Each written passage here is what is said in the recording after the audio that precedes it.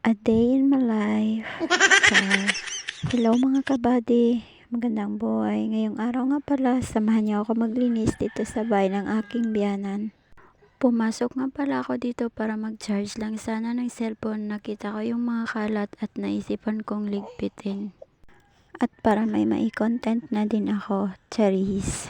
Minsan kasi tinatamad ako mag-upload ng video araw-araw kasi wala nga akong maisip na mai-content.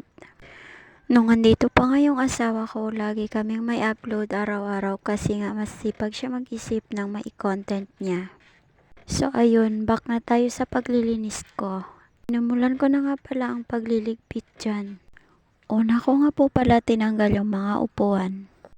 Habang nagliligpit nga pala ako, sinusundan ako ng anak ko at nakita niya yung sticker ng tita niya at sinabihan ako na kunin ko daw ito at ibigay sa kanya.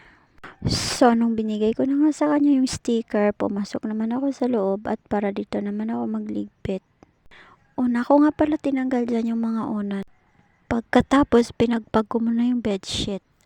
Pagkapagpag ko nga ng bedsheet at binalik ko na rin yung mga unan. Nung binalik ko na nga pala yung mga unan, nagwalis na din ako habang yung anak ko ay nasa labas. Habang nagwawalis nga pala ako, siya muna ang nakaharap sa camera at nagpapakyut dito. So, tapos na nga ako magwalis. Pagkatapos nga pala namin magligpit dyan at lumabas na rin kami.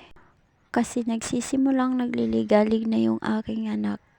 Ito na nga pala ang itsura niya pagkatapos kong linisin. So, paano? Hanggang dito na lang ang video na to.